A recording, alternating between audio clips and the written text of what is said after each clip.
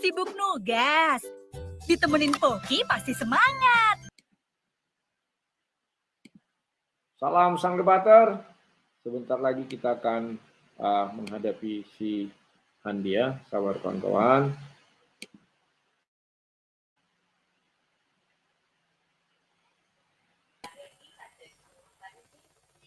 Ya, Assalamualaikum warahmatullahi wabarakatuh. Jumpa lagi dengan channel yang mengedukasi dan menghibur. Channel di mana Oten yang datang untuk belajar akan pulang membawa ilmu, sedangkan Oten yang datang kejang-kejang akan pulang dengan rasa malu. Dan di kesempatan malam ini ya sesuai dengan janji kita ya, bahwa akan ada head to head antara sang debaters Wak Labu kita ya melawan Gus Handi ya, yang sudah sangat terkenal juga keduanya. Dan ya kita tahu di mana tema ini saya buat untuk membantu Bang Rudi lah ya untuk melampiaskan keinginan dia untuk berdebat, karena yang terakhir teman-teman tahu sendirilah apa yang terjadi dengan Wak Labu kita. Jadi kita berikanlah panggung untuk Wak Labu untuk menjual koyonya. Oke, shalom, selamat malam Wak Labu. Halo, selamat malam Julius Tralala Trilili. I love you full. Gimana koyonya? Tadi jualan koyok di gereja YouTube ya? Ya, di laku gereja banyak? YouTube tadi ya begitulah kira-kira. Yang pasti apa yang kau bilang apa namanya itu ya, donatur kulari nggak benar. Ngerti kita. Mantap. Ya. Ada dapat donatur baru ya. Apalagi ini lagi roadshow nih Wak Labu. Oke, saya lanjutkan dengan Gus Andi ya. Assalamualaikum Gus Andi. Waalaikumsalam warahmatullahi wabarakatuh. Selamat malam Bang Rudi. Malam Gus Andi. Sampai jumpa. Selamat berjumpa. Siap. Oke, ini pertarungan pertama ya. Pertama kali debat hatuha antara Gus Handi melawan The Batman. Oke, mungkin untuk masalah teknis ini mau pakai timer atau enggak kira-kira? Terserah Gus Handi gimana? Pakai timer bisa biar kita batasi waktunya aja. Tapi Julius bisa enggak? Aku ngikut aja. Ya. Pak Jeng gimana? Kamu bisa enggak? Saya oke aja. Jadi pakai timer enggak nih? Pakai timer 2 menit bertanya atau 3 menit bertanya, 7 menit menjawab. Silakan. Saya pikir lebih adil itu karena sistem apa nih? 2 menit bertanya, 2 menit 7 menit menjawab. Untuk 2 menit pertanyaan, 7 menit. Berapa kali sesi? Ya, sampai 1,5 jam aja. 7 menit itu menanggapi jawaban sama jawab. Habis itu sama menanggapi jawaban, habis itu bertanya lagi. Enggak, nanti waktunya beda, terpisah. Halo? Ya, ini boleh share kasih aku, Ruth, dia punya timer, ini kok berubah semua setelanku ya. Aduh, apa timernya? Atau udahlah kalimat silakan gitu aja lah, biar kau lebih bebas sedikit lah, apa Wak Jeng. Ibaratnya kalau kau timer, kau nanti mantopin apa. Bang Zul pakai manual aja, Bang Zul pakai jam aja, silahkan. Nggak ada masalah sih, atau pengertian aja lah. Kalau Wak Labu nih kan, dia udah biasa sih, dia udah tahu diri juga. Cuman paling di closingnya atau kalau lagi geram, ya sama kayak Bang Zuma kemarin, terakhir khotbah dia waktu closingnya, karena nggak terima dikasih closing duluan. Ini gimana kira-kira, Wak Labu? Kok nggak pakai ini aja ya, tunggu ya. Nah ini nih. Kemana aku kirim ya? Oh, kayak apa mau aja ya? WA. Loh kok. Tunggu, jangan WA, ini aja.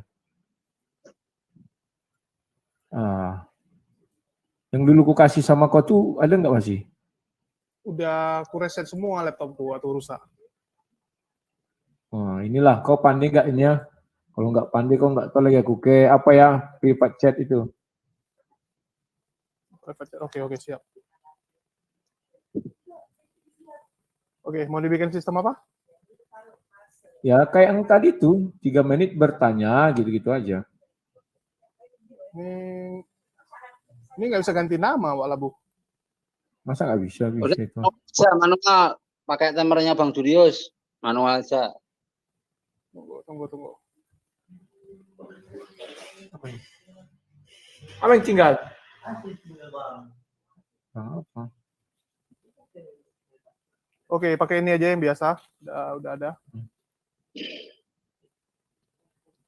Ganti namanya. The Batman. Debatman, bukan The Batman, Debatman. Debat strip man. The Batman.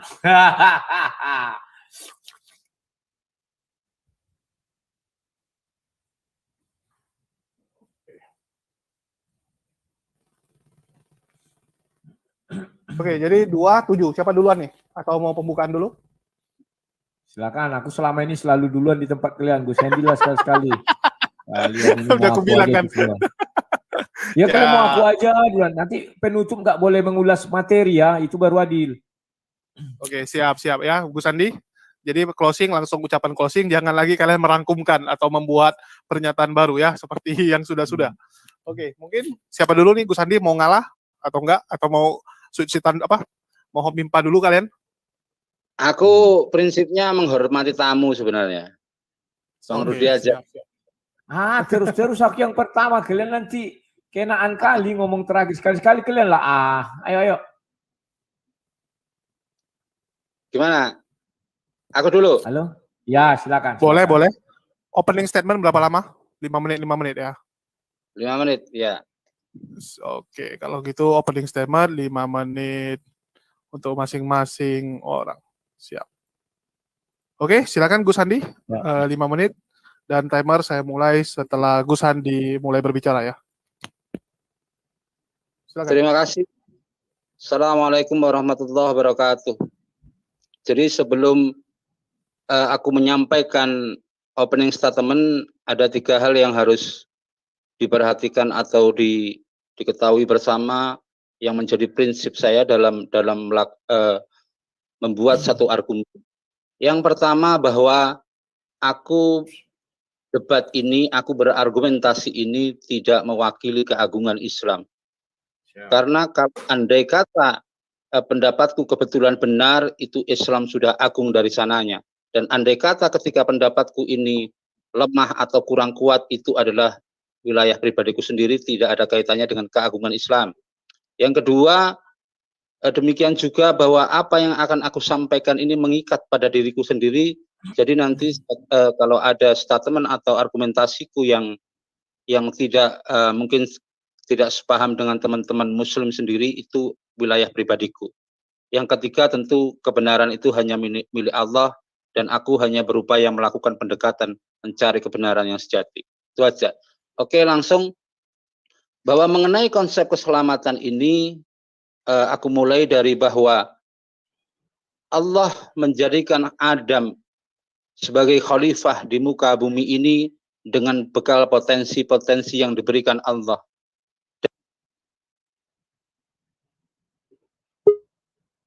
Suci atau fitrah, itu bisa kita lihat dalam Quran surat Al-Anfal 172.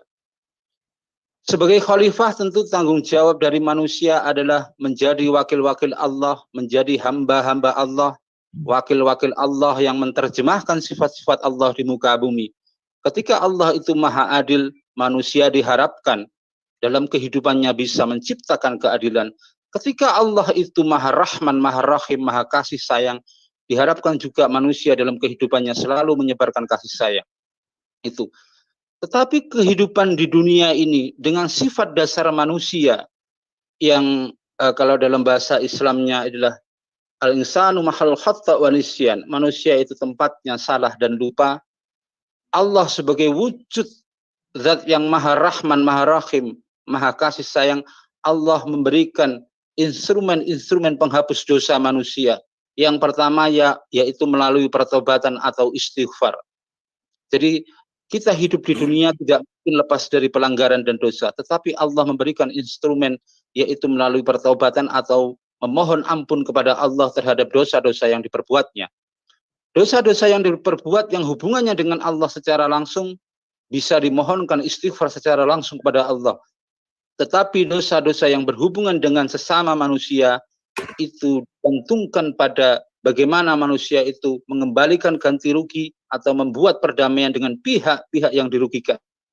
Kemudian instrumen yang kedua yaitu pada prinsipnya dalam Islam itu berbuat baik itu menghapuskan dosa. Itu bisa kita temukan dalam Al-Quran surat Hud 144. Jadi kalau logik kita bahwa debit itu akan menetralisir kredit. Jadi terhadap pelanggaran-pelanggaran yang dilakukan manusia di dunia ini, Allah memberikan salah satunya cara menghapus dosa, yaitu melakukan kebaikan. Itu. Kemudian sebagai bentuk rahman dan rahimnya Allah kepada manusia sebagai hambanya, itu kalau dalam Al-Quran itu disebutkan bahwa satu amal kebaikan manusia itu bernilai 10, sementara pelanggaran atau dosa manusia itu bernilai 1. Deret hitung melawan deret ukur. Ini bukti bahwa Allah itu Maha Rahman dan Maha Rahim. Kemudian ada 3 fase yang harus dilalui oleh manusia. Yang pertama kelahiran, yang kedua kehidupan sebagai ujian keimanan kepada Allah Subhanahu wa taala. Kesetiaan manusia sebagai hamba Allah ini nanti akan dipertanggungjawabkan ketika manusia itu telah menempuh fase yang ketiga, yaitu kematian.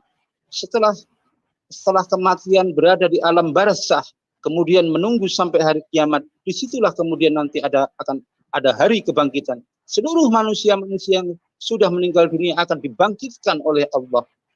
Kemudian nanti ada yaumul hisab, hari perhitungan amal, al-mizan. Jadi jangan kita bayangkan bahwa di situ ada timbangan seperti timbangan manual kita sekarang, tetapi pada prinsipnya baik dan amal buruk. Dan Allah menjanjikan bahwa manusia-manusia yang punya iman kemudian amal baiknya lebih banyak dari amal buruknya akan dimasukkan Allah ke surganya. Tetapi sekali lagi, tujuan hidup umat Islam bukan. Ya, habis waktu Gus Andi, tolong diperhatikan ya waktunya, timernya yang saya tampilkan di layar, sehingga bisa digunakan dengan maksimal ya. Waktunya harap digunakan dengan maksimal. Jadi ini saya ingatkan kembali ya. Oke, dan sekarang kesempatan ya saya berikan kepada sang debaters. Tujuan Muslim di dunia ini bukan mencari surga, tujuannya ada. Tunggu Gus Andi, udah habis waktunya Gus Andi. Halo, bisa kedengar Gus Andi? Wajar itu sementara begitu. Silakan Bang Rudi. Oke ya. Oke, saya berikan kesempatan untuk Bang Rudi ya, karena sekarang kesempatannya Bang Rudi untuk opening statement 5 menit dan dimulai dari Bang Rudi ngomong. Silakan Bang Rudi.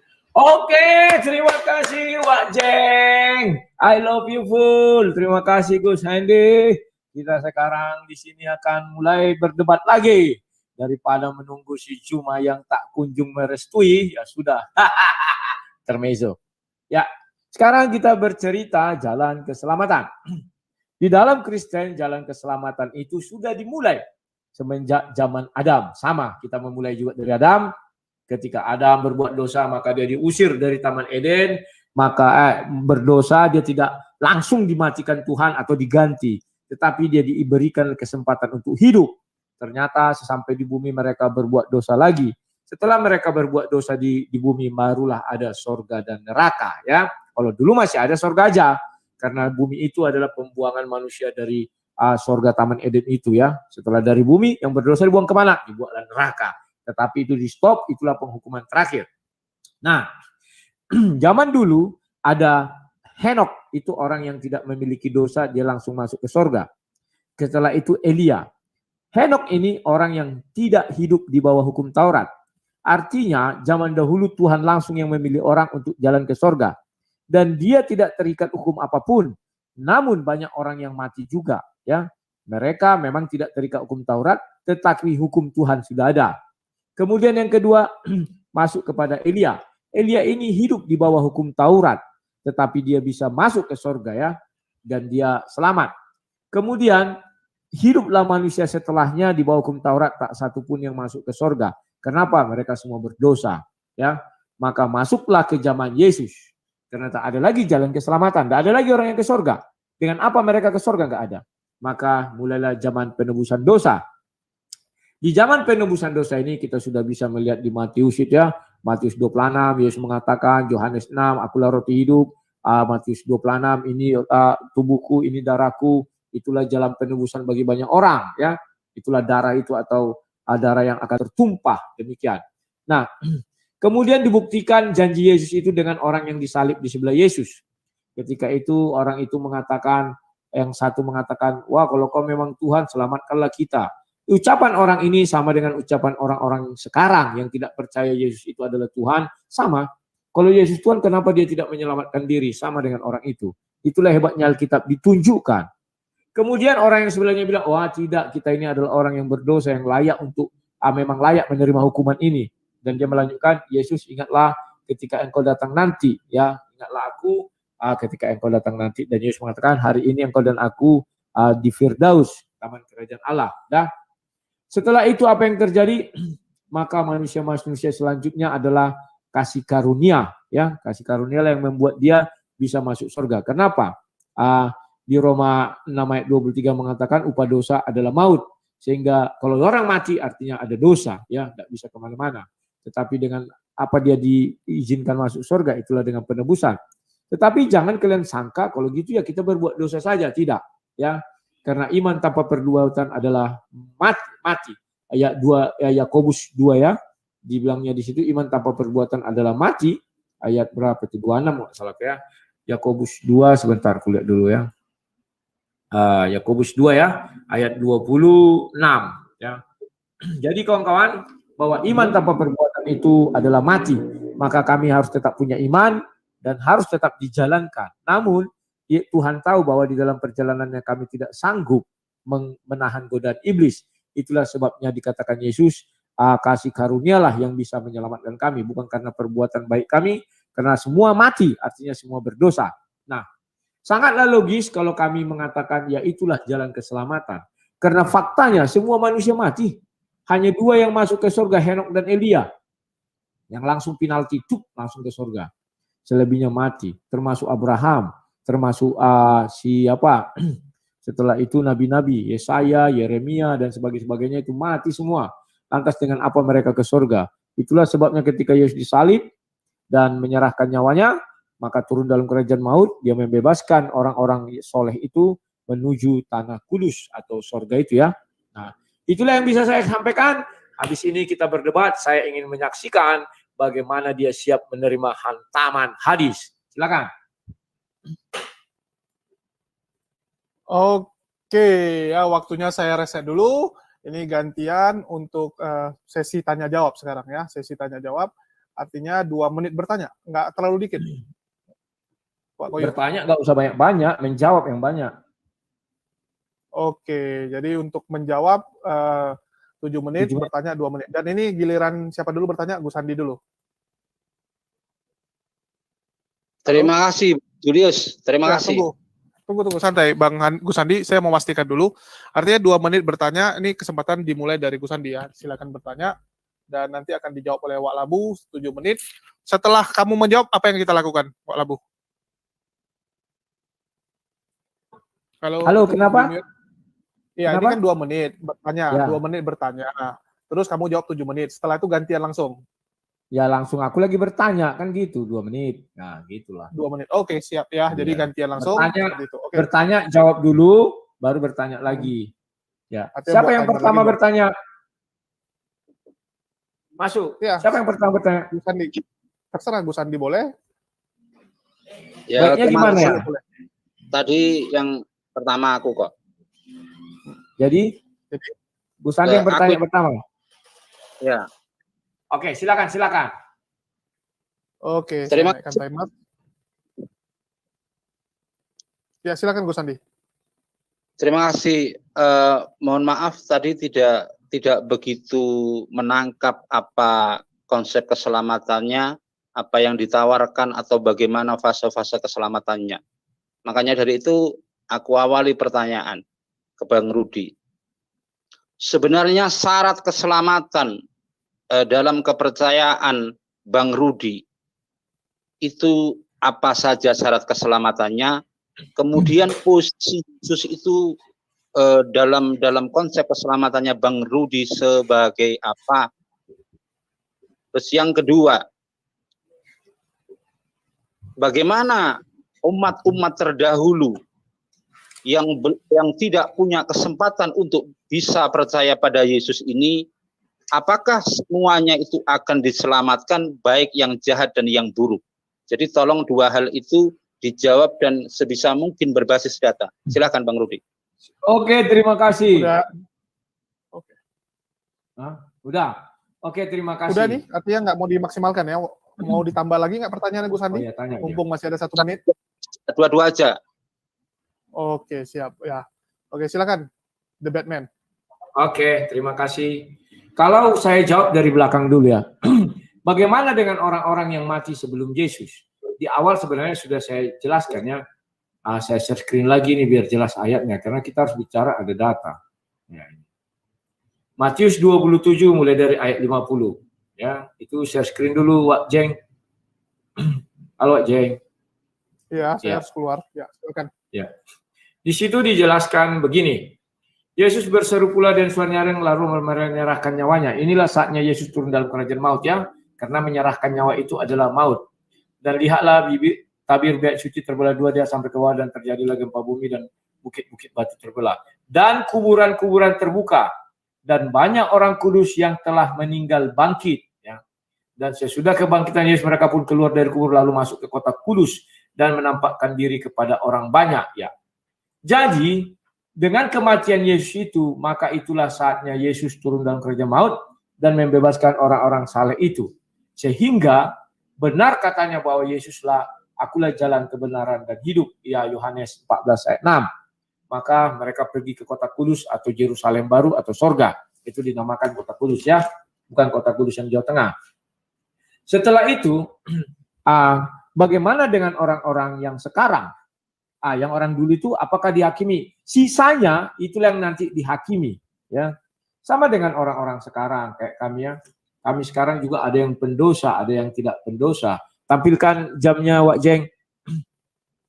Orang-orang sekarang pendosa semua karena buktinya dia mati ya. Lantas dengan apa mereka ke surga? Di dalam Kristen dosa sedikit apapun, sebesar apapun tidak boleh tinggal di dalamnya. Maka dosa itu harus terlebih dahulu diampuni. Siapa yang mengampuni? Yesus, itulah dengan kematiannya. Karena dosa paling besar adalah melenyapkan nyawa orang. Maka nyawa ganti nyawa. Itulah sebabnya Yesus harus mati ya.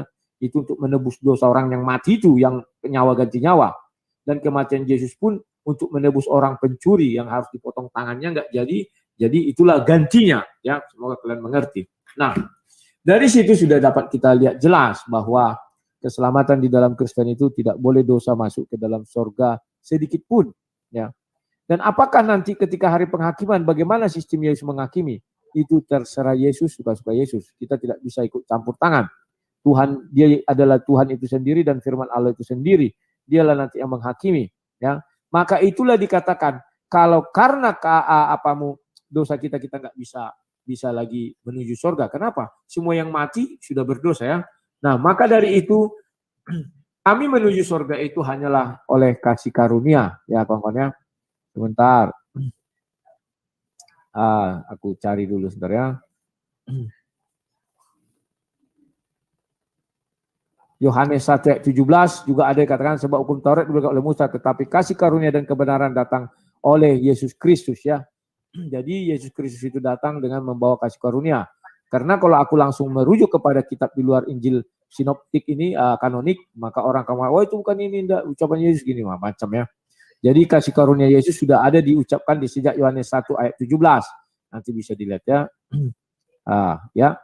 Sekarang kita buka Kisah Para Rasul 15 ayat 11. Sebentar. Oh udah di outkan-nya Kisah Para Rasul. Bentar ya. Salah pencet. Kisah Para Rasul 15. Ya. Kisah Para Rasul 15 ya. Ayatnya yang ke-11. Halo Wak Jeng, itu di share screen dulu Wak Jeng. Bentar ya. Belum kau naikkan Walabu, belum kau naikkan. Bentar. Sudah naik itu ya? Sudah? Udah. Sebaiknya kita percaya bahwa oleh kasih karunia Tuhan Yesus kita akan beroleh keselamatan. Sama seperti mereka juga ya. Jadi kami memperoleh keselamatan itu oleh karena kasih karunia Yesus Kristus ya. Tidak ada yang lain kawan. Amal ibadah kita tidak akan membawa kita ke surga. Kenapa? Kita berdosa, buktinya mati ya. Kematian itu artinya ada bukti kita berdosa. Loh kok bisa begitu Sang Dewa? Iyalah Henok dan Elia kan tidak mati. Maka dia langsung ke surga. Itulah yang mau dibilang di ayat itu ya. Itu kita bisa lihat di Roma 6 masih ada di layarnya ayat 23 seperti yang saya bilang tadi. Sebab upah dosa ialah maut, tetapi karunia Allah ialah hidup yang kekal dalam Kristus Yesus Tuhan kita. Oke, itulah jawaban saya. Terima kasih Wak Jeng. Masih ada 2 menit. Walabu Enggak, mau selesai, digunakan? Selesai. Sudah ya? Baru Oke, pembuka siap. aja. Hmm. Oke, jadi kita ganti sekarang giliran dari Walabu ya untuk bertanya sebanyak 2 menit dan kesempatan Tugu Sandi 7 menit untuk menjawab. Ya, saya mulai dari Walabu berbicara. Silakan. Siap, terima kasih. Saya mau bertanya kepada Pak Gus Handi ini ya. Kalau menurut ajaran Islam, dengan apakah engkau menuju surga? Ya, tolong dijelaskan, kasih ayat agar kami paham apakah benar itu jalan menuju surga dan apakah seorang pendosa, dia tadi 2 bertanya, aku juga 2 ya. Apakah seorang yang pernah berdosa bisa menyelamatkan orang menuju surga? Ya, silakan. Halo, silakan. Wah, ini irit-irit nih ya pertanyaannya ya, nggak sampai 2 menit ini. Oke, silakan Gus Andi, dimulai dari Gus Andi menjawab. Oke, silahkan ditampilkan Anissa 122. Anissa 122.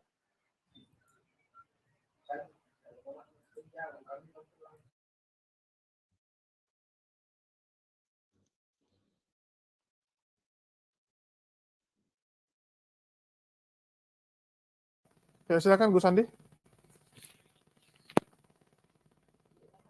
Halo Gus Andi. Ya, tolong dibaca, nggak kelihatan ini dari sini. Nggak Oke, tampil dan di orang layarnya. ya, dan orang yang beriman dan mengerjakan amal kebajikan, kelak akan kami masukkan ke dalam surga yang mengalir di bawahnya sungai-sungai, mereka kekal di dalamnya selama-lamanya. Dan janji Allah itu benar, siapakah yang lebih benar perkataannya daripada Allah? Oke, kemudian Ali Imran ayat 9.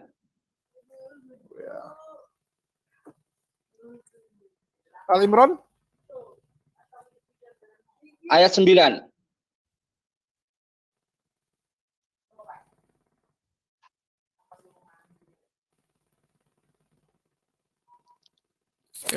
Ya Tuhan kami, Engkaulah yang mengumpulkan manusia pada hari yang tidak ada keraguan padanya. Sungguh, Allah tidak menyalahi janji.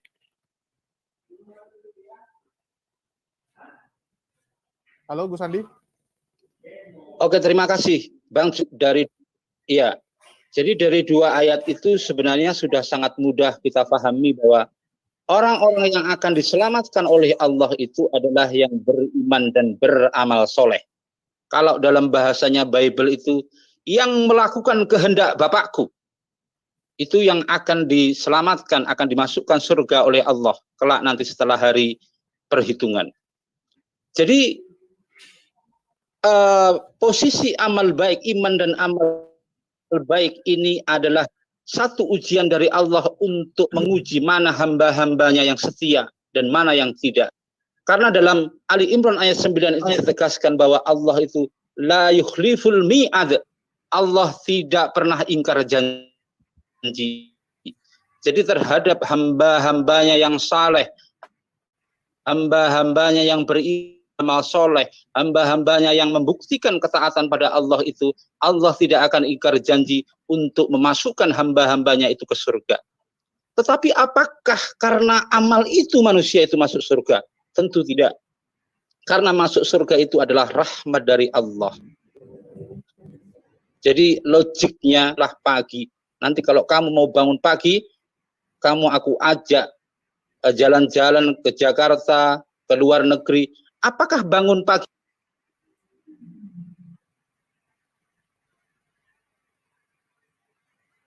Halo Gus Andi. Oh, hilang. Aku udah hadir kok Julius.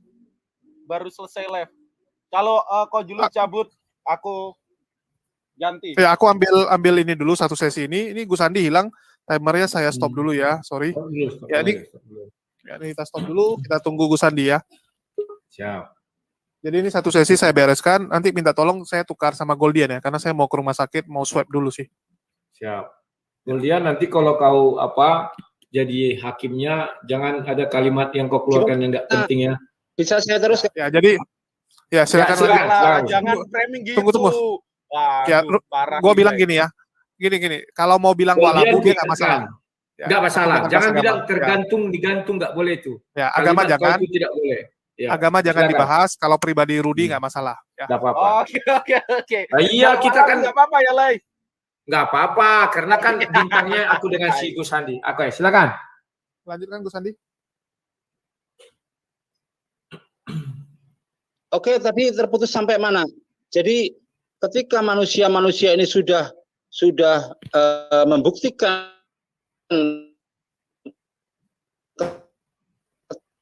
taatannya kepada Allah, amal manusia ini pada hakikatnya tidak sebanding untuk menjadikan manusia ini masuk ke surga. Kesemuanya adalah rahmat dari Allah.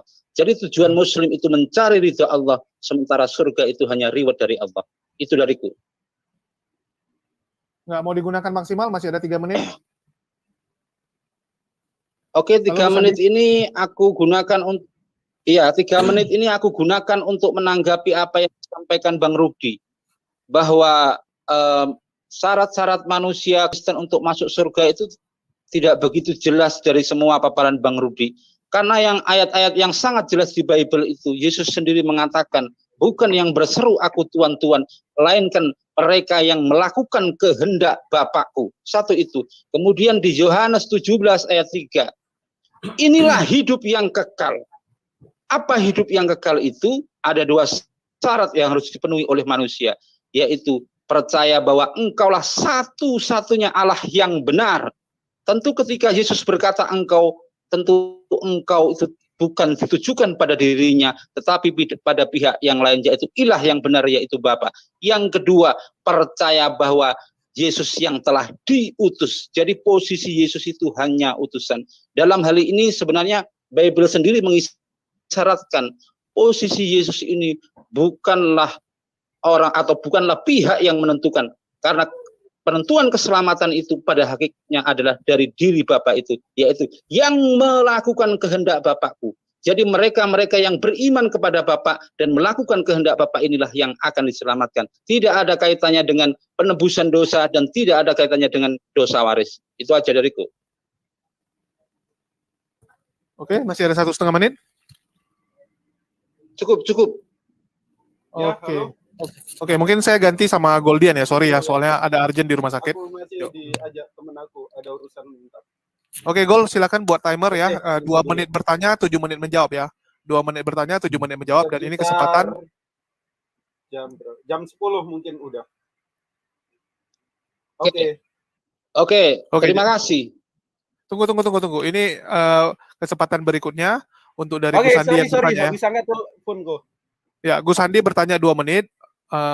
Lai Rudi menjawab 7 menit ya. 7 menit, ya. Bang Rudi, Aku handle. Ntar kalau aku setting timer dalam sama Lai.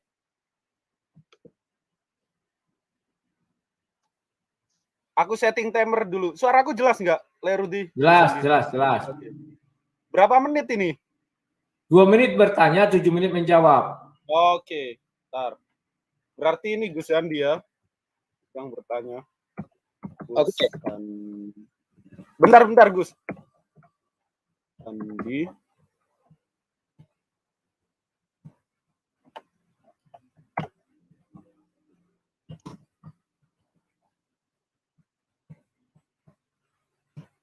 Setting timer 2 menit. Oke. Silakan berbicara ketika waktu berjalan. Yuk, silakan. Siap, silakan. Oke. Terima kasih. Bang Rudi, dalam kepercayaan orang Kristen itu bahwa Yesus itu telah menebus dosa manusia. Tentu ketika dia telah menebus dosa manusia, yang ingin saya tanyakan, apa fungsi penghakiman dalam ajaran Kristen? Karena kalau kita lihat di Matius 19 ayat 28, kemudian Matius 12 ayat 36 sampai 37 itu, bahwa semua orang akan dimasukkan dalam penghakiman Bapaknya Yesus. Jadi kalau logiknya, kalau memang dosa manusia sudah ditebus, kenapa masih ada perhitungan-perhitungan amal baik di belakangnya? Sebenarnya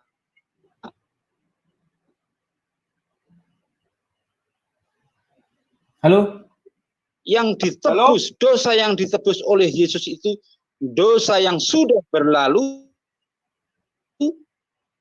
atau yang akan datang. Hubungkan dengan halo. Halo, putus-putus. Coba diulang aja. Silakan. Halo. Pertanyaanku Bang Ru, Putus.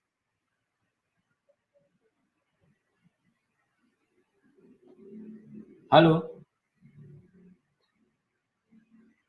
Halo. Halo. Gus Zandi, sinyal mungkin. Suaraku tapi jelas nggak Bang Rut? Jelas. Ini masuk lagi. Halo Gus Zandi, gimana sinyalnya?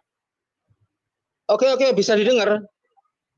Oke, boleh nggak diulangin lagi, Lai? Karena apa yang disampaikan. Ya, silakan. Ya, nggak kedengaran. Ya, aku timer yang 2 menit ini, Gus Zandi. Setuju kan ya, Lai? Soalnya nggak Ya, kedengaran. setuju. Oke, silakan Gus Zandi. Pertanyaannya yang pertama, bahwa kalau memang sudah ada penembusan dosa, kenapa masih ada hari penghakiman? Itu ditujukan untuk siapa saja, tolong tampilkan ayatnya. Kemudian yang kedua, yang dimaksud penembusan dosa itu dosa yang sudah berlalu atau dosa yang akan datang. Kalau memang mencakup dosa yang sudah berlalu, termasuk dosa yang sudah berlalu, bagaimana dengan umat-umat terdahulu yang sudah meninggal dunia? Ketika Yesus menebus dosa manusia, mereka sudah tidak mungkin berbuat dosa lagi. Apakah umat-umat terdahulu itu akan diselamatkan? Tolong dijawab by referensi. Silakan. Oke, silakan. Sebentar aku set timernya. Bang Rudi Hanes mendapatkan kesempatan selama 7 menit untuk menjawab pertanyaan dari Gus Andi. Waktu berjalan, silakan Anda berbicara, Wak Labu. Oke, terima kasih. Ya, ini sangat menarik pertanyaannya. Bagus ya, ada 2. Yang pertama, penebusan sudah ada. Untuk apa ada lagi penghakiman? Ya, di dalam ajaran Kristen yang menjadi hakim itu nanti adalah Yesus sendiri ya. Share screen saya masih aktif, tolong dihidupkan. Oke. Halo. Ini ada di Yohanes 5. Bentar ya. Ayat 22. Bentar. Pertanyaannya tadi kusuratkan ya. Bapa tidak akan menghakimi siapapun, melainkan telah menyerahkan penghakiman itu seluruhnya kepada anak. Jadi Yesuslah nanti menjadi hakim, bukan Bapa. Ya, itulah sebabnya Yesus nanti menghakimi, maka dia mengenal. Itulah dibilang domba-domba ya. Aku mengenal domba-dombaku, katanya di ayat lain, nanti bisa dilihat ya. Itulah sebabnya Yesus yang menebus, Yesus yang menghakimi. Nah, yang dimaksud bagaimana? Penghakiman duluan dilakukan oleh Yesus, baru penebusan itu sendiri. Paham ya? Misalnya si A oleh kasih karunia Yesus kau masuk ke surga. Ternyata dia mati kan, artinya ada dosa. Ya, begitu dia ada dosa, itu digunakanlah tebusan sehingga dia bisa masuk ke surga. Ya, penghakiman diduluankan, baru dengan kematiannya di kayu salib maka ditebuslah dosanya. Nah, bagaimana ini terjadi? Karena begini, apakah kita tidak harus tidak berbuat baik? Kita harus berbuat baik, ya. Tidak boleh tidak berbuat baik karena tetap juga ada perbuatan baik itu. Itu dikatakan Rasul Paulus. Sebentar, saya cari ayatnya. Rasul Paulus itu bilang gini loh. Waktu tinggal 5 menit ya, Bang. Ya, sabar. Tahu aku kulihat kok itu. Ya. Ya. Nanti coba aku cari lagi karena sambil kau menjelaskan nanti aku cari ayat itu ya. Kita lanjut lagi ya. Hakim sudah. Yang kedua dibilang sini bagaimana terhadap dosa itu ya. Saya buka dulu 1 Tesalonika ya.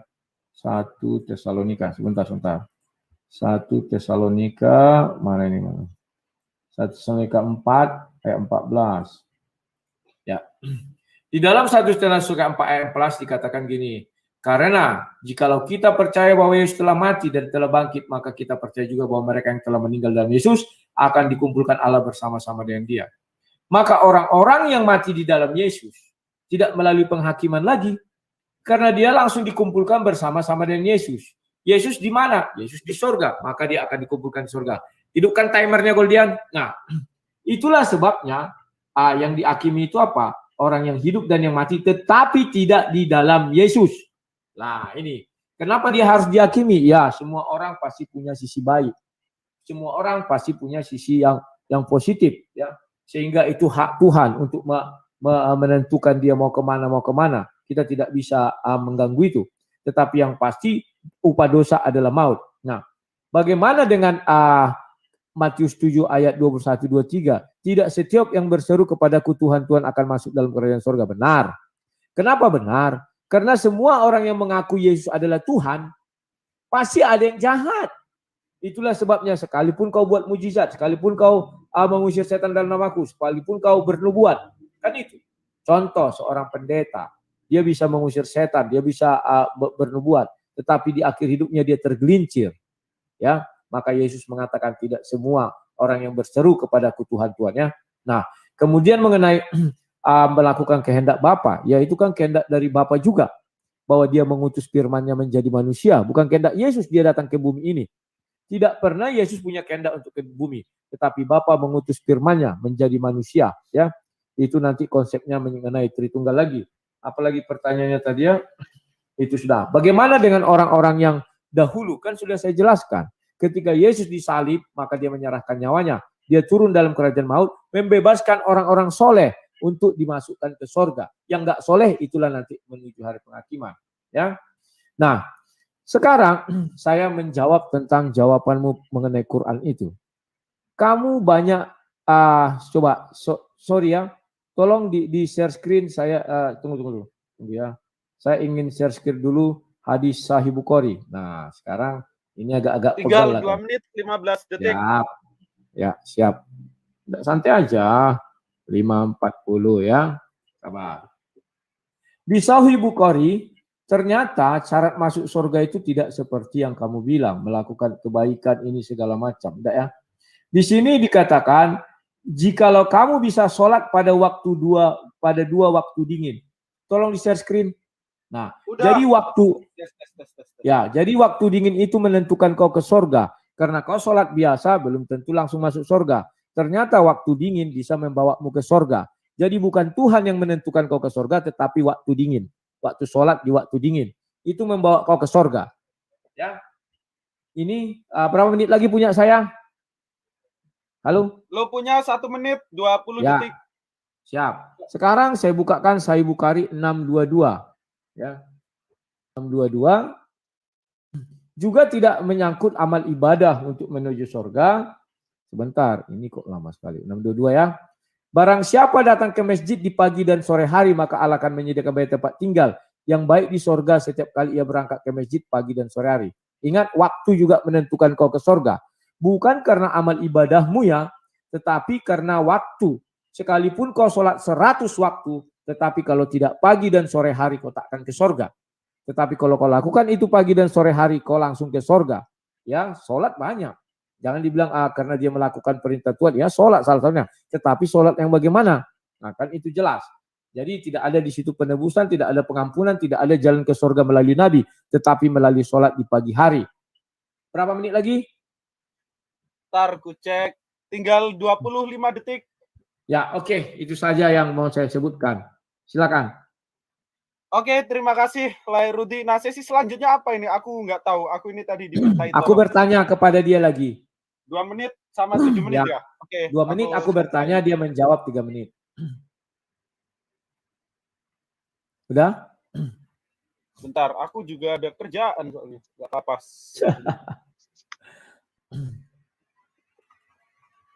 Oh, Bang Rudi 2 menit. Oke. Bu Sandi 7 menit. 7 menit. Oke, silakan Bang Rudi, waktu dimulai, silakan Anda berbicara. Oke, terima kasih. Tolong di share screen hadis tadi. Nah, ini lagi di hadis 1171. Di sini dikatakan Nabi Muhammad SAW telah bersabda, tidak seorang muslim pun yang ditinggal wafat oleh 3 orang anaknya yang belum balik kecuali akan Allah masukkan dia ke dalam surga. Ternyata masuk ke surga itu bukan karena amal baikmu, Tetapi karena anakmu mati sebelum balik 3 orang, contoh keguguran. Keguguran umur 4 bulan kan dianggap sudah bernyawa, atau 5 bulan. Keguguran 3 kali berturut-turut, dia masuk ke sorga. Tidak dilihat kelakuannya, dosanya yang akan dikerjakannya. Pertanyaan saya, di mana letak kuasa Allah? Di mana letak yang kau bilang amal soleh itu untuk ke sorga? Dan mengapa ini disebutkan bukan itu jalan ke sorga? Tetapi pertama sholat tempat dingin, yang kedua pagi dan sore, yang ketiga kalau mati anakmu berturut-turut 3 orang. Silakan. Oke, waktu tinggal 1 menit lagi, nggak dimanfaatkan.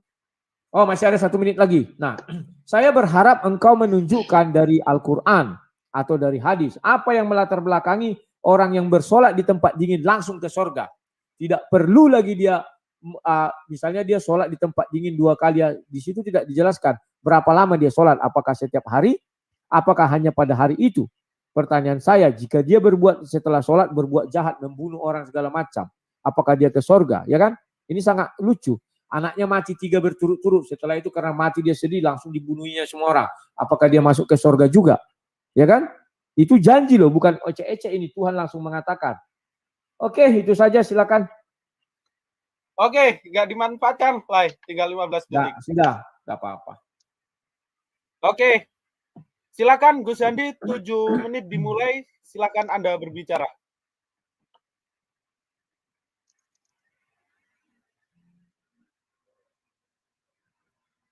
Halo, waduh, mana nih?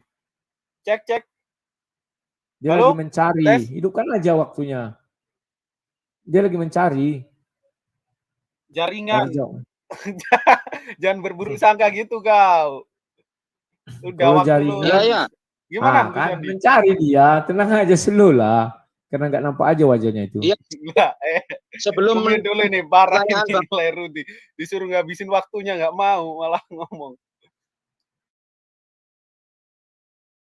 Oke, sebelum menjawab pertanyaan Bang Rudi, tolong ditampilkan Yohanes 3 ayat 17. Yohanes 3 ayat 17.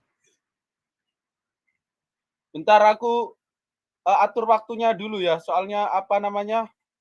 Tadi Gus Handi keputus kayaknya. Oke, waktu saya mulai, silakan Gus Handi berbicara. Silakan. Halo. Oke, sebelum aku menjawab pertanyaan Bang Rudi, tolong dibuka Yohanes 3 ayat 17. Oke. Berapa? Halo? Ya, halo. Suara saya gimana? Ayat 17. Yohanes 3. Bagus suaranya. Ayat 17. Berapa, Gus? Yohanes 3 ayat 17. Ini. Ya.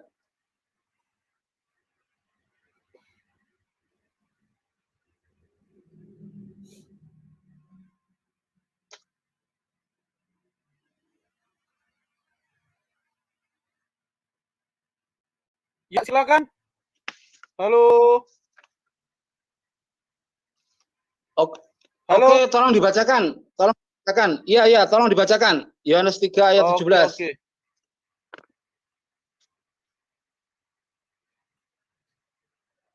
Sebab Allah mengutus anaknya ke dalam dunia bukan untuk menghakimi dunia, melainkan untuk menyelamatkan oleh dia. Itu.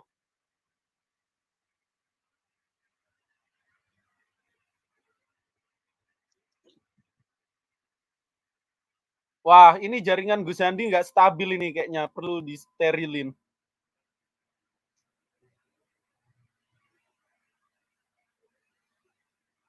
Halo.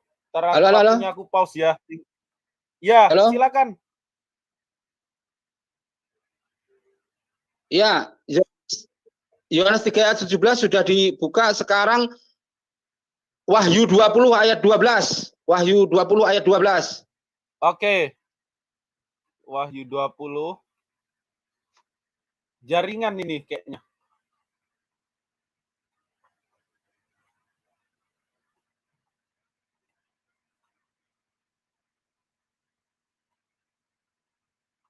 Wahyu 20 ayat 12. Dan aku melihat orang-orang mati besar dan kecil berdiri di hadapan tahta itu. Lalu dibuka semua kitab dan dibuka juga sebuah kitab lain, yaitu kitab kehidupan. Dan orang-orang mati dihakimi menurut perbuatan mereka berdasarkan apa yang ada tertulis di dalam kitab-kitab itu.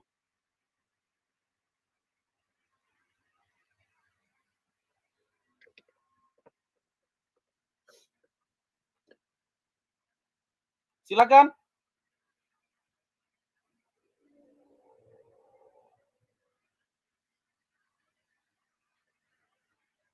Bang Ruth, suaraku jelas Halo? nggak? Iya. Oh, iya.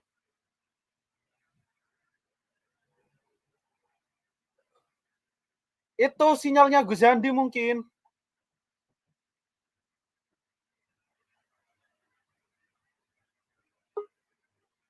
Wah. Lo ke-mute, Bang Ruth.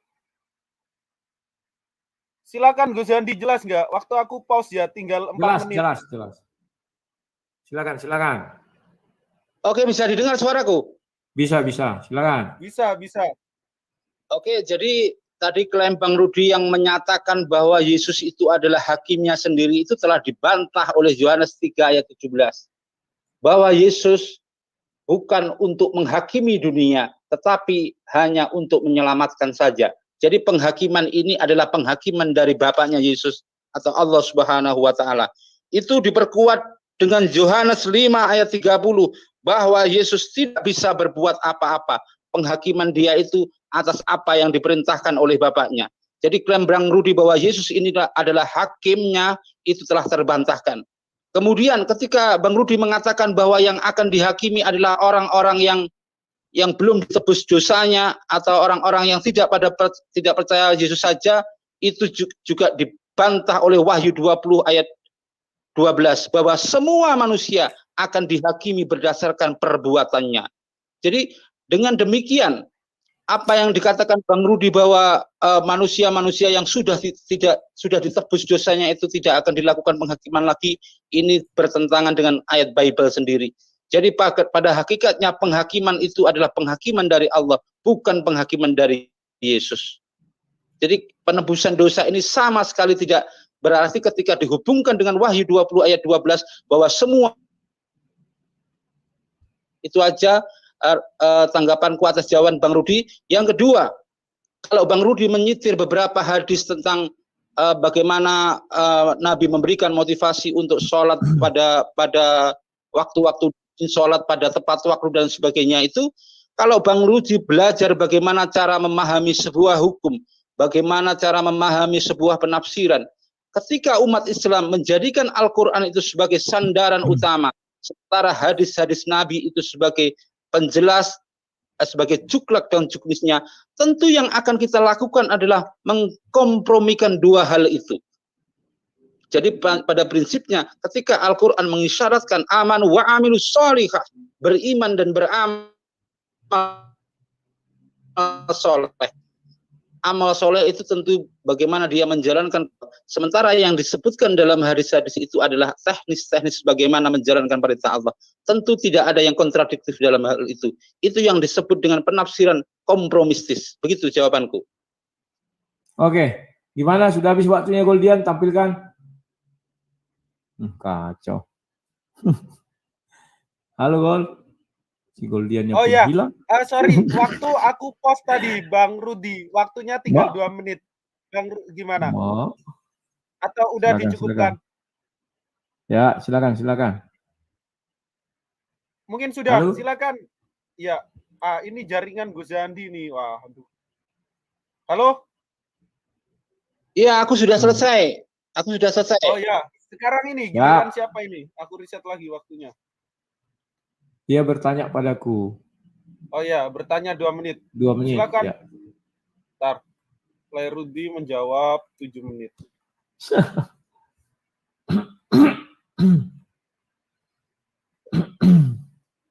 Oke, pertanyaanku Bang Rudi, bahwa sebenarnya dalam Bible sendiri itu tidak ada yang dinamakan dosa waris. Kalau kita baca Ibrani 10 ayat 10, kita baca di situ bahwa Tawarikh 25 ayat 4, Yeremia 31 ayat 29 sampai 30, Yehezkiel 18 sampai 20 itu mengisyaratkan bahwa masing-masing orang itu bertanggung jawab atas perbuatannya sendiri-sendiri. Nanti dibuka satu sajalah, Ibrani 10 ayat 10. Itu kalau dalam konsep Islam itu hilang lagi. Ya, silakan. dosanya masing-masing. Dan dalam Ya, hukum silakan. pidana pun seperti itu.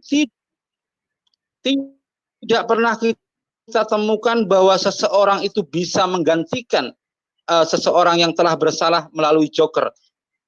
Misalnya apabila orang tua kita dinyatakan telah bersalah, kemudian kita menawarkan diri kita untuk menjadi pengganti, itu sangat tidak dibenarkan seperti itu. Jadi pertanyaan saya, ketika Yesus ini juga anak manusia, tetapi ketika dia diklaim oleh teman-teman Kristen sebagai penebus dosa seluruh umat manusia, apakah itu tidak bertentangan dengan Ibrani 10 ayat bahwa masing-masing manusia itu bertanggung jawab atas dosa-dosanya sendiri? Silakan.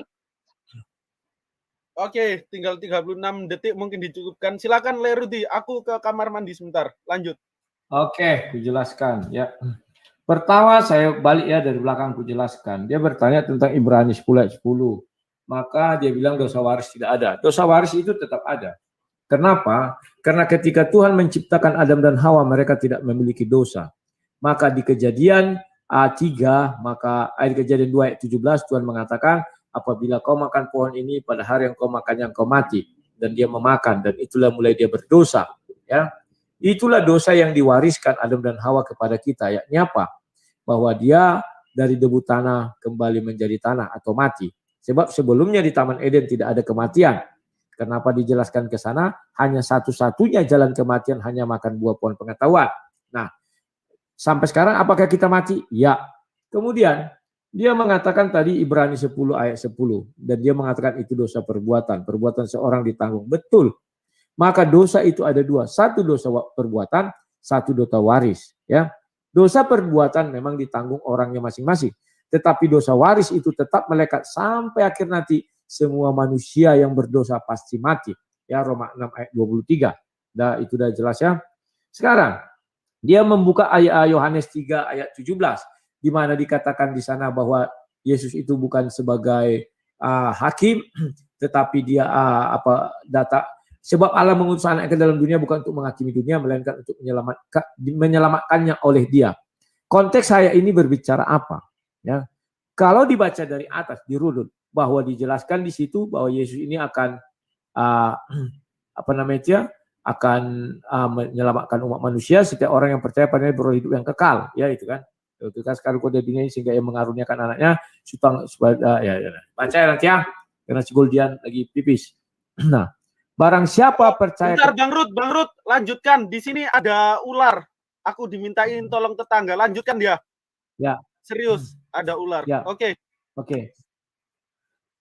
Nah, di sini jelas dikatakan barang siapa percaya padanya, ia tidak akan dihukum. Ingat ya, orang yang percaya kepada Yesus tidak akan dihukum. Artinya kalau tidak akan dihukum, tidak akan dihakimi. Itu berarti sudah merujuk kepada Yohanes 5 ayat 22 dan Yohanes 8 ayat 16 itu ya. Nah, dan 1 Tesalonika 4 itu ya, yang mati dalam dia akan dikumpulkan bersama-sama dia. Kalau dikumpulkan bersama Yesus tidak akan mungkin dihakimi ya. Barang siapa tidak percaya ia telah berada di bawah hukum sebab ia tidak percaya dalam nama anak tunggal Allah ya. Dimasukkan di dalam ayat ini bahwa Yesus itu bukan sebagai bahwa Allah datang untuk menyelamatkan dia. Sebab Yesus kan nanti menyerahkan nyawanya. Kalau Tuhan tidak menyelamatkan Yesus, maka Yesus akan mati selama-lamanya. Ya kan? Itu maksudnya menyelamatkan. Tetapi menyelamatkan di sini bukan menyelamatkan Tuhannya, tetapi firman yang menjadi manusia. Ingat, Yesus firman yang menjadi manusia. Nah, dikatakan di ayat itu tidak menghakimi. Maksudnya adalah seluruh orang yang membuat dia disalib atau yang menjahati dia. Tuhan tidak datang menghakimi orang itu. Kenapa? Itulah sebabnya Yesus sebelum menyerahkan nyawanya di kayu salib mengatakan apa? Bapa, ampunilah mereka sebab mereka tidak tahu apa yang mereka perbuat. Artinya saat itu Tuhan tidak akan menghakimi orang-orang itu. Jadi sudah jelas ya. Nah, sekarang Bu Sandy, saya tadi sudah bertanya kepadamu mengenai hukum-hukum yang dalam Islam.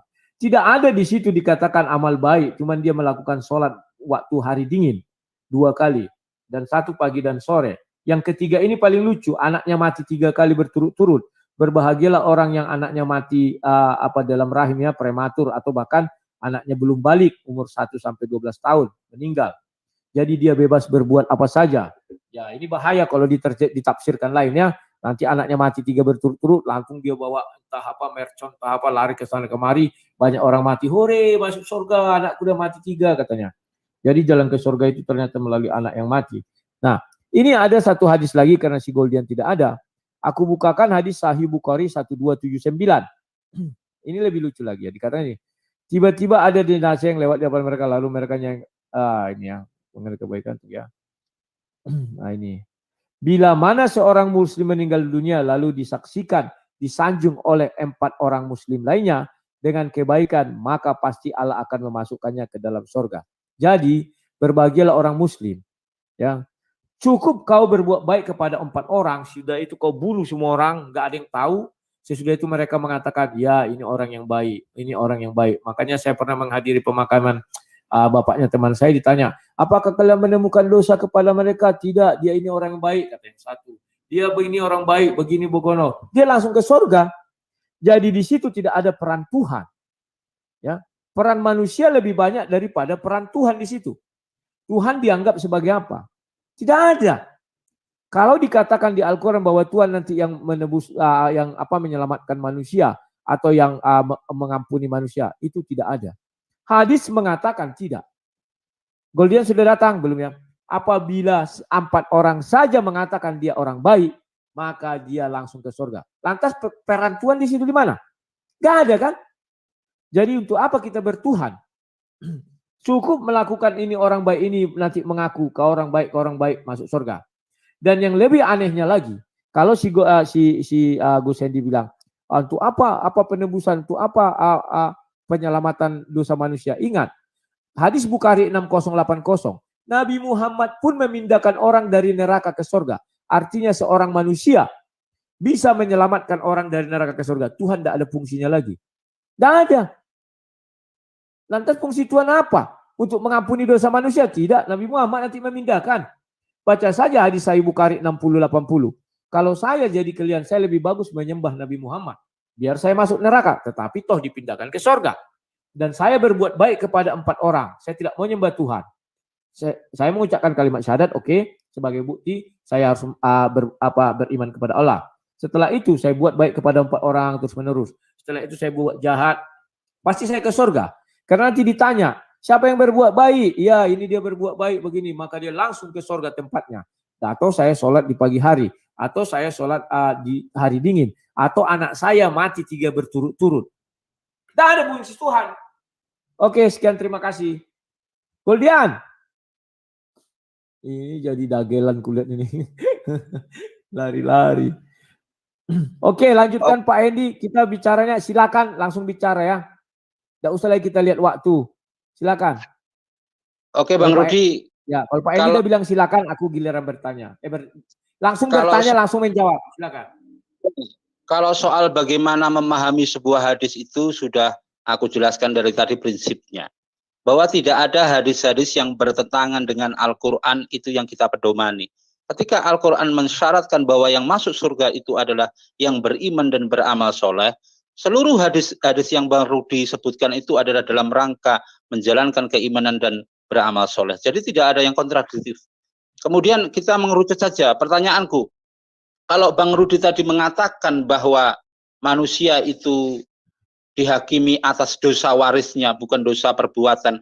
Bang Rudi meyakini bahwa semua manusia yang dilahirkan itu mempunyai dosa waris. Tolong dijawab pertanyaanku Bang Rudi. Bagaimana menurut pandangan Bang Rudi berdasarkan Bible, jika ada balita meninggal dunia, sementara dia belum bisa percaya pada Yesus, apakah dia akan diselamatkan atau tidak? Tolong hubungkan dengan konsep dosa waris. Yang pertama itu. Yang kedua, kalau Bang Rudi mengatakan bahwa orang-orang yang percaya pada penebusan Yesus ini tidak dihakimi lagi. Pertanyaan yang kedua, bagaimana jika ada umat Kristen yang selama hidupnya dia berbuat dosa? Apakah dia juga akan diselamatkan atau tidak? Itu aja 2 pertanyaanku. Silakan. Tolong pertanyaannya by data. Jadi menjawab berdasarkan Bible. Balita yang meninggal dunia, apakah dia diselamatkan atau tidak? Tolong hubungkan dengan konsep dosa waris. Kemudian yang kedua, mereka yang percaya pada Yesus tapi selama hidupnya melakukan kejahatan-kejahatan, apakah mereka akan diselamatkan karena percaya pada Yesus? Silakan. Oke, aku jawab. Pertama, aku dulu menjawab dari pertanyaan yang kedua, mengenai apa tadi tidak dihakimi, ya. Begini. Sorry, ulang dulu pertanyaan kedua. Saya agak ragu. Halo? Halo? Pertanyaan pertama, Ya. bagaimana aku udah tahu, menurut dosa konsep? waris. Ya. Halo? Ya. Yang Pertanyaan kedua, apa? bagaimana orang Kristen yang percaya pada Yesus tetapi selama hidupnya berbuat kejahatan, tidak pernah berbuat kebaikan, apakah dia juga akan diselamatkan? Silakan, lebih mengurut saja. Itu yang tadi saya katakan, bahwa Matius 7 ayat 21 sampai 23 mengatakan, tidak setiap yang berseru kepadaku Tuhan, Tuhan. Orang Kristen berseru kepada Yesus Tuhan, Tuhan. Apakah semua mereka akan masuk ke dalam kerajaan surga? Tidak. Dan mereka itu tidak mati di dalam Kristus. Siapa yang melakukan dosa, ibarat membunuh, mencuri segala macam, dia tidak mati di dalam Kristus. Itu yang bisa saya jelaskan, ya. Karena Filipi 1 ayat 21 jelas mengatakan, karena bagiku hidup adalah Kristus, mati adalah keuntungan. Artinya di situ orang-orang yang mati yang dimaksud adalah orang-orang yang mati syahid bukan martir. Itu tidak ada keraguan di dalamnya. Mati martir artinya mati mengabarkan Injil. Itu langsung dimasukkan ke surga, tidak ada keraguan. Itulah yang dikumpulkan bersama-sama Yesus, itu tidak dihakimi. Nah, orang-orang Kristen kayak saya misalnya, saya ada dosa. Nah, kebetulan satu hari nanti saya mati. Bisa jadi berlaku kepada saya Matius 7 ayat 21-23. Tidak setiap yang berseru kepadaku Tuhan, Tuhan akan masuk ke dalam kerajaan surga. Bisa, itulah sebabnya ada ayat yang mengatakan banyak yang terpanggil, sedikit yang terpilih. Nanti kita cari ayatnya karena ini ada kok itu ayatnya. Sebentar. Nah, jadi kami ini kayak saya belum mati martir ya. Siapa tahu nanti mati martir saya langsung ke surga, nggak dihakimi. Saya akan melalui penghakiman. Ya, penghakimannya bagaimana? Itu urusan Tuhan, saya nggak tahu. Tetapi setelah dihakimi, kau masuk surga Rudi. Ternyata dosa saya ada. Itulah gunanya penebusan dosa. Ditebuslah dosa saya itu sehingga saya bisa dicampakkan ke surga. Dicampakkan kalimatnya. Nah, sekarang bagaimana dengan dosa waris kalau ketika kita meninggal anak-anak? Meninggal anak-anak ada dua jenis. Yang pertama, sebentar ya. Bentar ya.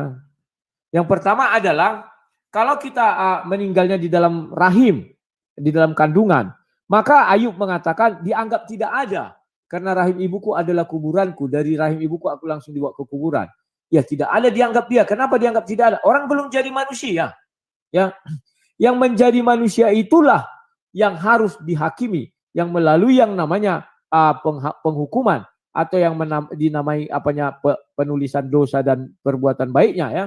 Nah, dia dianggap tidak ada. Ayatnya ada di Ayub, nanti cari ya karena ini agak apa ya. Sebentar ya. Ada di sini, aku udah sering bahas itu ya. Bentar. Di Ayub, siapa yang minum lautan pintu? Bentar ya. Alhamdulillah. Bentar. Rahim satu kandungan. Ini ada ayatnya, sabar. Ini udah sering kok ulas-ulas ini ya, sabar. Ayub. Ini ayat telanjang, dari kandungan kembali kepada Tuhan dan telanjang.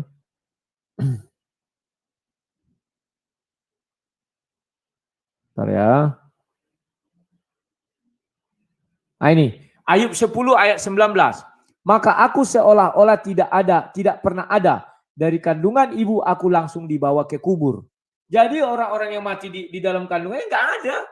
Karena dia belum bernapas dan belum melakukan kegiatan apapun. Jadi dia tidak berdosa, tidak juga ke surga, tidak ke neraka, tidak ke surga, dianggap tidak ada. Nah, bagaimana dengan anak yang lahir, brojol, setelah itu dia umur 1 tahun, 2 tahun, mati. Apakah dia berdosa atau tidak? Alkitab dengan jelas mengatakan, ketika dia mati, itu adalah upah dosa. Bahwa dari daging kembali ke daging. tetapi bukan dosa perbuatan. Mohon dipahami. Itulah dengan jelas dikatakan dosa waris dari Adam yang kami warisi, bahwa dari debu tanah kembali menjadi debu tanah. Kejadian 3 ayat 19, 17, 18, 19. Ya. Itulah yang menjadikan kami dari tanah kembali ke tanah, digenapi. Sekarang apakah dia memiliki dosa perbuatan? Dosa perbuatan anak kecil belum ada. Itulah sebabnya ketika murid-murid datang bertemu dengan Yesus, maka anak-anak banyak khotbah di bukit ya, kalau nggak salah aku di Matius 5 itu ya, khotbah di bukit, dan anak-anak mau datang kepada Yesus, murid-murid menghalangi. Apa kata Yesus? Jangan kau halang-halangi anak-anak itu untuk datang kepadaku, biarkan mereka datang kepadaku. Sebab orang seperti inilah yang empunya kerajaan sorga. Jadi kalau mereka mati bukan karena dosa perbuatan, tetapi dosa waris. Jadi dibedakan dua ya. Itulah sebabnya kami berkeyakinan anak-anak itu akan masuk ke sorga. Ya. Nah, si Goldian, sudah datang kok Goldian? Oke, aku udah kembali. Gila, di kosku ada ular besar tadi. Heboh banget. Jadi kami udah sepakat, silahkan udah, langsung. Lanjut lah, sorry. Ya, nggak usah pakai waktu lagi. Kalau ada kalimat silakan, itu artinya lanjut ya. Ya. Nah, itu sudah aku jelaskan pertanyaan Gus Sandy. Sekarang aku bertanya Gus Sandy. Gus Sandy mengatakan bahwa amal ibadah tadi itu memasukkan orang ke surga ya, dan itu untuk meningkatkan ibadah. Gus Sandy bilang. Kalau mati anak itu bukan meningkatkan ibadah. Kalau ucapan 4 orang, ini orang baik, itu juga bukan meningkatkan ibadah. Mungkin mereka tidak tahu hadis-hadis ini. Kalau tahu bagaimana? Dan satu yang perlu Gus Hendy ketahui, Nabi Muhammad bisa memindahkan orang dari neraka ke surga. Dan Gus Hendy tadi bilang orang berdosa tidak bisa ke surga. Faktanya Nabi Muhammad ada dosa. Di hadis 60-80 Bukhari itu dikatakan, Nabi Muhammad memiliki dosa yang masa lalu dan masa akan datang. Kalau nggak salah aku di Al-Quran juga ada ya. Dosamu yang masa yang lalu dan yang akan datang. Ada itu. Bagaimana seorang yang bisa seorang yang berdosa bisa memindahkan orang dari neraka ke surga sedangkan dia berdosa. Sedangkan di dalam 6080 semua nabi berdosa di situ kecuali Nabi Isa. Nabi Isa yang tidak punya dosa tidak bisa memindahkan orang dari neraka ke surga. Tolong dijelaskan secara logis. Silakan. Terima kasih. Jadi aku merespon dahulu jawaban dari Bang Rudi. Jadi Bang Rudi tadi pertama menjawab, meskipun percaya pada penebusan dosa oleh Yesus, tetapi kalau dalam kehidupannya banyak berbuat jahat, maka dia akan dihakimi. Kalau begitu apa fungsi penebusan itu gitu loh. Kalau yang terbayang di otak kita yang namanya ditebus itu kan diselesaikan seluruh dosanya. Seperti itu. Jadi ini membuktikan bahwa konsep penebusan dosa itu tidak rasional dan bahkan bertentangan dengan Bible sendiri. Kemudian kalau soal berita meninggal dunia, Bang Rudi mengatakan dia itu akan ke surga karena Yesus mengatakan pemilik kerajaan surga. Ini juga akan bertentangan dengan konsep dosa waris. Dengan kata lain, Bang Rudi mengatakan anak-anak itu yang masih kecil itu juga punya dosa waris. Dan yang punya dosa waris pun bisa ke surga. Ini kan satu statement atau satu argumentasi yang kontradiktif gitu loh. Kalau dalam keyakinan kami, balita itu masih dalam kondisi suci. Makanya kita sering mendengar ada dagium, ada balita, ada bayi yang tidak berdosa. Bukan ada bayi yang berdosa. Ini menunjukkan bahwa sebenarnya manusia itu terlahir fitrah. Penghitungan apakah dia melakukan pelanggaran atau dia berbuat baik itu akan dihitung ketika dia sudah akil balik. Ini konsep yang juga diterapkan dalam hukum pidana juga seperti itu. Pada anak-anak yang di bawah umur, pada usia-usia tertentu dia terbebas dari beban hukum. Itu. Kemudian kalau Bang Rudi mengatakan apa tanggapan Bang Rudi tadi? Pertanyaan Bang Rudi itu apa tadi? Aku agak lupa. Ya, pertanyaanku, kamu bilang tadi orang berdosa tidak bisa ke neraka. Tapi faktanya Nabi Muhammad dikatakan di hadis 6080 dan ada juga di ayat Al-Quran mengatakan dia memiliki dosa masa lalu dan masa akan datang. Bagaimana seorang pendosa bisa memindahkan orang dari neraka ke surga? Sementara Nabi Isa di hadis itu dikatakan tidak memiliki dosa. Seluruh Nabi di hadis itu 6080 berdosa, mengaku berdosa. Hanya Nabi Isa yang tidak berdosa. Bagaimana secara logika orang yang berdosa tidak bisa memindahkan dari neraka ke surga, tetapi seorang pendosa bisa memindahkan orang dari neraka ke surga? Coba jelaskan, logikanya di mana? Oke. Jadi Bang Bang Rudi itu gagal memahami apa yang kusampaikan dalam opening statement. Bahwa manusia-manusia yang akan dimasukkan surga oleh Allah itu, satu, yang beriman dan beramal soleh. Yang kedua, mereka-mereka yang amal timbangannya itu kebaikannya melebihi dari keburukannya. Itu janji Allah. Dan terhadap janji Allah, Allah itu punya sifat la yukhliful mi'ad. Allah tidak akan pernah ingkar janji. Sehingga pada hakikatnya yang memasukkan manusia ke surga itu bukan amalnya, tetapi karunia Allah, rahmat Allah. Cuman Allah menjadikan amal kebaikan dan keburukan itu mana yang lebih banyak itu sebagai satu satu filter atau satu batu uji kepada manusia. Mana mereka-mereka yang setia pada Allah, itu yang akan dimasukkan oleh Allah ke surga. Kemudian kalau Bang Rudi mengatakan hanya Isa manusia yang suci karena di Al-Quran dikatakan terlahir dalam keadaan suci. Bukan hanya Isa. Seluruh manusia yang dilahirkan di dunia ini dalam kondisi fitrah. Dia seperti kertas putih. Dia suci. Makanya kalau dalam konsep Islam, kalau ada balita meninggal dunia, ketika dia belum pada masa akil balik, belum bisa berbuat cakap, belum bisa bertindak cakap secara hukum, maka dia tidak punya kewajiban untuk menjalankan perintah, dia tidak bisa dikenai dengan hukum dosa. Maka kalau ada balita meninggal dunia, umat Islam dengan tegas mengatakan dia akan dimasukkan ke surga. Karena itu ada gium yang sangat terkenal, bayi yang tidak berdosa. Kemudian kalau Bang Rudi mengatakan Nabi Muhammad punya dosa karena ada satu doa bahwa Nabi Muhammad akan diampuni terhadap dosa yang dilakukan sekarang atau masa depan. Yesus pun demikian. Yesus dalam kehidupannya, dia juga mengajarkan, ampunilah kami, wahai Bapa. Ketika Yesus berdoa seperti itu indikasi apa? Bahwa masing manusia itu punya dosa dengan level yang berbeda. Tetapi dalam Islam, seluruh para nabi itu dijamin maksum. Artinya ketika dia melakukan pelanggaran-pelanggaran kecil, Allah segera mengingatkannya. Jadi bukan hanya Nabi Muhammad yang berdoa minta diampuni, Yesus sendiri pun minta diampuni. Tetapi alangkah ironisnya, ketika Yesus yang Bang Rudi yakini sebagai Tuhan, dia sendiri juga kerap kali melakukan permohonan pengampunan dosa kepada Bapaknya. Itu jawabanku. Oke, itu aja aku sekarang ya. Terima kasih. Saya akan menjawab. Pertama, Gus Hendy bertanya kepada saya fungsi penebusan dosa. Saya sudah menjelaskan dengan teliti.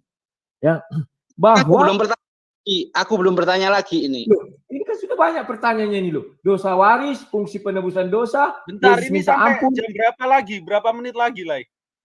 Sekitar 20 menit lagi lah. Oke, lanjut. Nah, gilir. Aku tadi tidak ada bertanya-tanya, langsung kuraikan. Kau lagi gilirannya kan? Pokoknya dibilang silakan langsung pindah. Oke.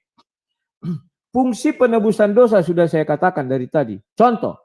Rasul Paulus itu adalah seorang pendosa berat karena dia membunuh-bunuh orang, membunuh murid-murid Yesus, ya, menyiksa. Sudah? Kemudian, di mana letak fungsi penebusan dosa? Dia bertobat. Sudah menjadi seorang rasul, mengabarkan Injil kerajaan surga dan mati martir. Maka ketika dia mati martir, dosanya yang dulu dengan apa dia menuju surga? Kan sudah ditebus Yesus dengan kematiannya. Itulah fungsi penebusan dosa itu untuk orang-orang yang bertobat. Apalagi mati martir. Itu langsung ke surga, dikumpulkan bersama-sama dengan Yesus. Andai kata tidak demikian, katakanlah dia tidak mati martir, tetapi dia menjadi penginjil atau penyebar perintah Tuhan atau rasul. Maka di hari akhir, saya buat keterangannya, terjadilah penghakiman. Sudah? Karena dia bertobat, maka Yesus memutuskan. Kan kasih karunia aku bilang. Kasih karunia menempatkan dia ke surga. Maka dosanya kan ada waktu di bumi. Itulah guna penebusan dosa, ditebus seluruhnya dengan kematian Yesus. Sehingga dia suci, bisa masuk surga. Artinya, guna penebusan dosa itu ada. Baru yang kedua, dosa waris. Dosa waris itu tetap kami warisi, tetap ada. Sama dengan di kalian. Apakah ketika Adam dan Hawa di surga, dia bermiliki dosa? Kan tidak. Setelah dia keluar dari surga, maka dia memiliki dosa, dan dosa itu mengalir ke darah daging anak-anaknya, anak cucunya. Ketika dia di sorga, dia tidak memiliki dosa satu titik pun. Setelah dia memakan buah kuldi, dia diusir dari sorga, maka dia mulai memiliki dosa. Ya kan? Dan akhir sudah memiliki dosa dari buah kuldi itu. sehingga mereka tahu yang baik dan jahat. Kalau dalam kami kan namanya buah pengetahuan. Nah, kalau anak yang belum lahir dianggap tidak ada, itu udah ada ayatnya, udah saya kasih. Bagaimana dengan anak yang lahir? Mati.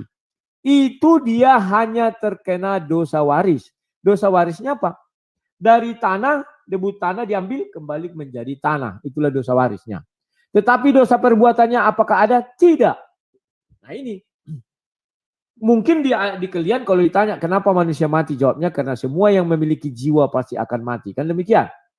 Nah, kalau kami tidak. Upah dari dosa adalah maut. Itulah kematian yang abadi, dalam artian turun-temurun itulah upah dosa, dosa waris. Tetapi dosa perbuatan, anak kecil belum punya. Maka sesuai kata kitab itu di perjanjian baru itu dikatakan apa? Orang seperti inilah yang punya kerajaan sorga, anak-anak ini. Kami juga tidak mengatakan orang lahir langsung berdosa. Suci juga kok ketika lahir. Yang dimaksud dosa waris itu dari debu tanah kami kan mewarisi kutukan itu. Kejadian 3 ayat 17 sampai 19 itu kami sampai sekarang kami warisi. Dan semua manusia mengalami itu. Kecuali Henok dan Elia. Kecuali itu memang dia tidak mengalami yang namanya kematian karena dia tidak berdosa. Itulah buktinya bahwa upah dosa adalah maut.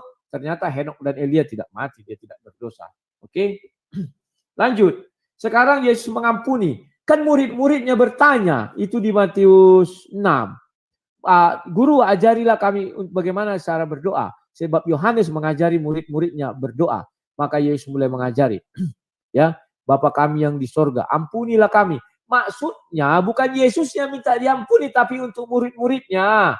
Murid-muridku, inilah cara berdoa. Nanti siapa tahu, misalnya kalian berdosa, kira-kira begitu ya. Inilah doa yang kuajarkan. Karena Yesus tahu semua manusia setelah Henok dan Elia itu berdosa. Oke. Selanjutnya, tadi dirimu mengakui bahwa kalian pun ada penebusan dosa ya. Ada kasih karunia Allah. Sebentar, bukan penebusan dosa, tapi kasih karunia Allah. Allah yang mengasihi ya. Dan di situ ada kontradiksi. Kamu bilang tidak ada kontradiksi ya. Sudah jelas-jelas di situ kamu katakan kontradiksinya apa? Mengapa Al-Quran mengatakan Nabi Muhammad punya dosa masa yang lalu dan masa yang akan datang? Dan mengapa hadis juga mengatakan Nabi Muhammad memiliki dosa masa lalu dan dosa masa yang akan datang? Nabi Isa bukan terlahir dari bayi makanya suci, tidak. Baca hadis itu 60-60. Coba di share screen ini siapa namanya ini? Goldian. Ini 60-80 ya. Nah, aku bacakan dari atas satu saja ya. Ketika mereka mendatangi Adam ya, sebentar ya, Adam. Dan mengutarakan mereka, engkau manusia yang Allah ciptakan dengan tangannya dan dia tiupkan ruhnya kepadamu. Dan dia perintahkan pada malaikat untuk sujud kepadamu, maka tolonglah engkau memberi syafaat kepada. Namun Adam menjawab, di sini bukan tempatku untuk meringankan kalian. Adam lalu menyebut-nyebut kesalahannya. Artinya dosanya. Adam menyebut-nyebut ke dosanya dan berujar, datangilah Nuh. Nuh juga menyebut-nyebut kesalahannya. Habis itu ke Ibrahim. Ibrahim juga menyebut-nyebut kesalahannya. Baru ke Musa. Musa pun menyebut-nyebut kesalahannya ini. Baru ke Isa. Isa tidak ada menyebut kesalahannya. Tetapi mengatakan begini. Sebab dosanya, ini kan Muhammad. Datanglah kepada Muhammad SAW. Sebab dosanya yang dahulu dan yang akan datang telah mendapat ampun. Meskipun sudah diampuni kita semua kan kalau masuk surga diampuni. Tetapi dosa, seorang pendosa, tidaklah bisa kamu bilang tadi memasukkan orang ke sorga. Tidak bisa seorang pendosa. Kamu harus bertanggungjawabkan kata-katamu itu. Ya, seorang pendosa tidak bisa masuk ke sorga. Ya, dan kamu membilang tadi bahwa orang-orang Muslim diampuni dosanya, tidak kawan. Ya, jelas dikatakan di ayat itu, mereka akan tetap masuk ke neraka ya. Neraka dulu orang-orang yang kamu bilang apa namanya? Apa tadi, perbuatan baiknya lebih banyak daripada dosanya. Dia punya dosa, tidak mungkin dia melebihi Nabi Muhammad, dia langsung masuk ke surga. Tidak, dia punya dosa. Maka di sini peran Nabi Muhammad yang memindahkan orang dari neraka ke surga. Dan kalau kau katakan bayi yang lahir itu tidak berdosa dan langsung masuk surga, ini agak unik juga. Kalau di kami memang bayi itu memang ada dosa waris, itulah mati. Tetapi dosa perbuatan dia tidak ada. Ya. Al-Quran tidak bisa membedakan dosa perbuatan dengan dosa yang diturunkan Adam dan Hawa.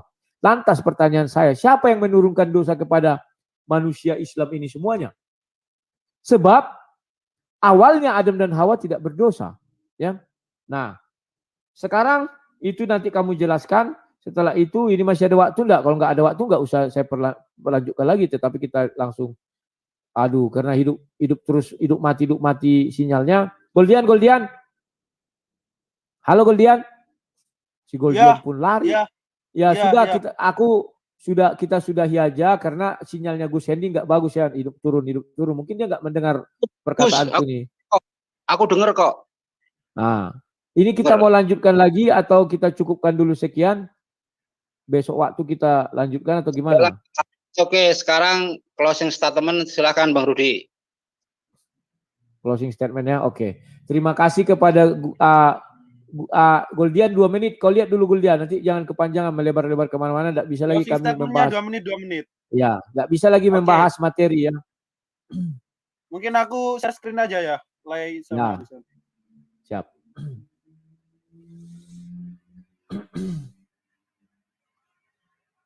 Kok 9? Oke. Udah. Silakan Bang Rud. Ya. Terima kasih kepada HMC yang menyediakan room ini untuk kami berdiskusi. Dan sekarang dia sedang di rumah sakit karena ayahandanya lagi sakit. Ya, kita banyak-banyak berdoa agar ayahandanya cepat sehat. Terima kasih kepada Gus Hendy yang sudah meluangkan waktunya karena dia bekerja pagi sampai sore dan malam ini dia menyiapkan waktu untuk berdiskusi dengan saya. Dan terima kasih dengan Goldian yang juga telah meluangkan waktunya meski ada ular tadi ya. Dan pada malam hari ini memang kita belum puas melihat sebuah debat karena tadi sinyal sempat terganggu, naik turun dan memang kesiapan daripada adminnya atau moderatornya juga belum begitu siap.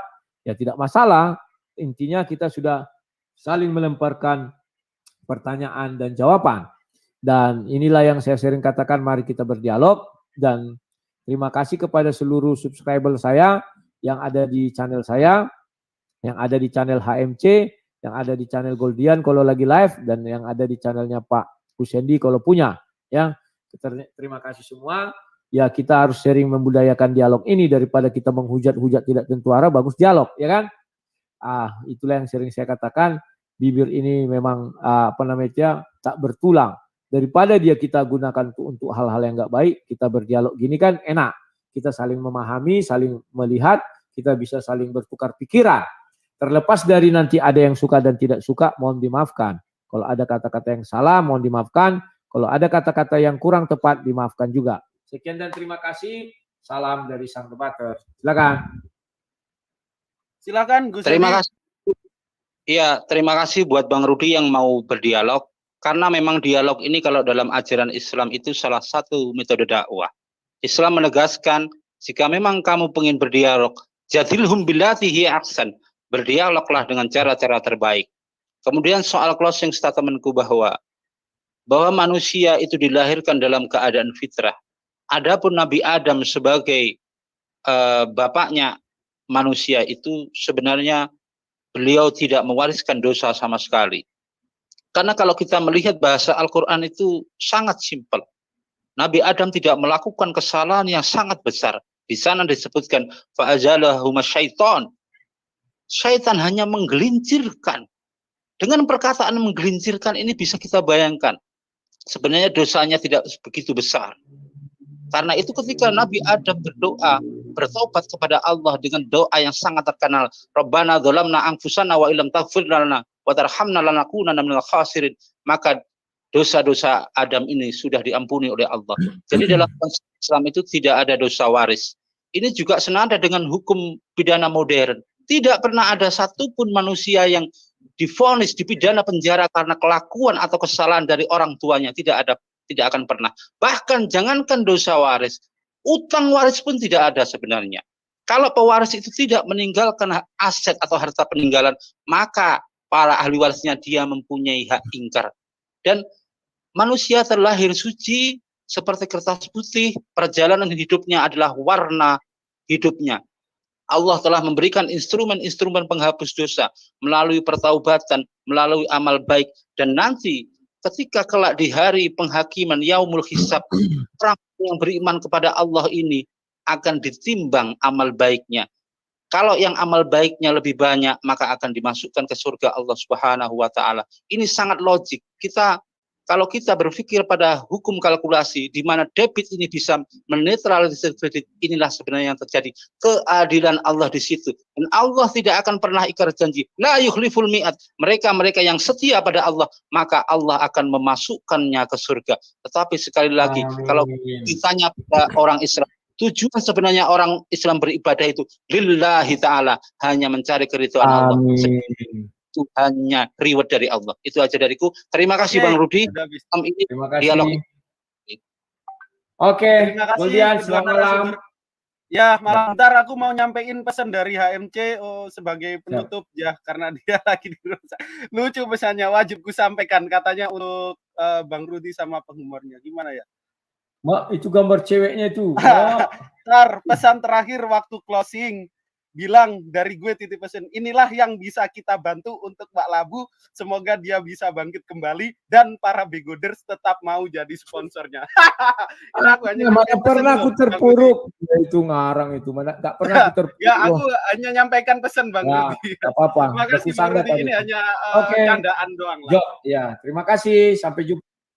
Oke, terima kasih semua narasumber yang sudah hadir dan para sahabat